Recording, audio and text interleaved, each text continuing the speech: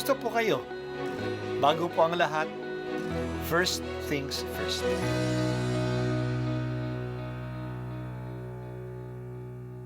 Good morning po. Sinisimulan po natin ngayon ang first things first. At dito po, tinatalakay natin sa unang bahagi ng umaga natin ay ang first readings na binabasa po sa banal na misa. Ito pong tinatalakay natin kasi madalas po kasi marami na tayong alam tungkol sa gospel readings. Pero konti po ang nagsasalita sa first readings. Pero ang first readings, bahagi din po yan ng Biblia, ng banal na kasulatan. Kaya susubaybayan po natin ang mga first readings, basahin po natin at kuminsan kailangan ng basahin ng 2 o 3 beses bago maintindihan kasi hindi po tayo familiar sa mga istorya at sa mga kaisipan na tinatalakay dito. Ang pagbasa mula sa aklat ng awit ni Solomon. Ang tinig ng aking mahal ay akin ang naririnig. Mga gulod, tinatahak upang ako'y makaniig. Itong aking mangingibig ay katulad niyong usa. Mabilis kong kumilos, ang katawan ay masigla. Sa tabi ng aming pader, naroon lagi siya. Sumisilip sa bintana para ako ay makita. Ang mahal ko ay nangusap at ganito ang tinuran. Sa akin ay sumama ka, halika aking mahal. Lumipas na ang taglamig sa buong lupain at ang tag-ulan ay natapos na rin. Bulaklak sa kaparangan, tingnat na mumukadkad na. Ito na nga ang panahon upang tayo ay magsaya. Sa bukid ang mga iboy humuhuni kumakanta. Yaong mga bungang igos ay hinog ng para-para. At ang mga punong ubas sa bulaklak ay hitik na. Tayo na nga aking mahal, sa akin ay sumama ka. Ika'y parang kalapati, nagkukubli sa batuhan. Halika at ang ganda mo ay nais kong mapagmasdan. At nang akin ding marinig ang tinig mong gintuan. Ang salita ng Diyos. Salamat sa Diyos. Katangi-tangi aklat ng awit ni Solomon. Ito ay isang koleksyon ng love songs, mga awit na magkasintahan. Nilalaman nito ang damdamin ng lalaki at ng babaeng nagliligawan. Ni hindi man minsan nabanggit ang salitang Diyos sa buong aklat na ito. Paano naman ito napasama sa Bible?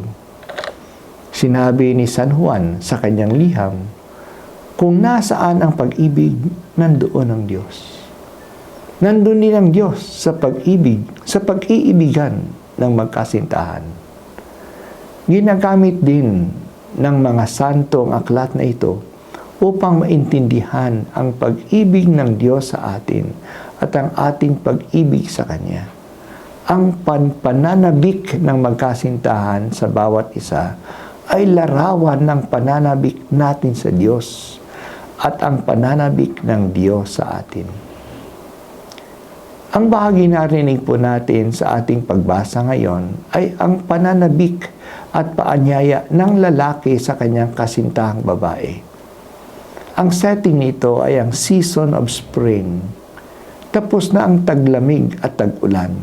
Sumisibol na uli ang mga tanim at nagsisimula na mamulaklak ang mga puno. Fresko na rin ang hangin. Sa ganitong panahon, dinalaw ng lalaki ang kasintahan niya. Inihahantulad siya sa isang usa na maliksi. Padungaw-dungaw siya sa bintana ng babae. Inanyayahan niya ang babae na sumama sa kanya at mamasyal sa parang. Masaya ang panahon, humuhuni na ang mga ibon, namumukadkad na ang mga bulaklak, presko ang ihip ng hangin. Masayang mamasyal. Ang tawag niya sa kanyang sinta ay kalapati. Kalapati na mahiyain at kailangang akayin na lumabas na sa bato na kanyang kinukublihan. Gusto na niyang makita muli ang kagandahan ng kanyang sinta at marinig ang kanyang ginintuang tinig. Sana po maramdaman din natin ang pananabik na makapiling ang ating minamahal na Diyos. May pananabik tayo sa Pasko. Gusto na natin itong dumating. Magandang ating feeling kapag iniisip natin ang Pasko. May ganitong damdamin din ba tayo sa Diyos? Gusto din ba natin siyang makapiling? Nagiging masaya ba tayo kapag naiisip natin siya? Naiisip ba natin na magiging masaya tayo kapag makapiling natin siya? Marami sa atin ay mayroong ganitong cognitive knowledge. Alam natin na mabuti ang Diyos. Alam natin na nagdadala siya ng kaaliwan. Pero ito ay nasa isip natin. Nasa isip lamang. Bumababa ba ito sa ating damdamin? Naramdaman ba natin ang Panginoon? Madalas ang pag-ibig natin sa Diyos ay stoic love. Pero hindi natin ito nararamdaman. Ang pag-ibig ay wala nga sa damdamin lang. Pero may damdamin din na kumikilos sa ating pagmamahal. Ganunin ba ang ating pag-ibig sa Diyos? Kaya nakakatulong sa ating ang aklat ng mga awit ni Solomon. Ang mga love songs na patatagpuan dito upang pukawin din sa atin ang damdamin ng pag-ibig sa Diyos.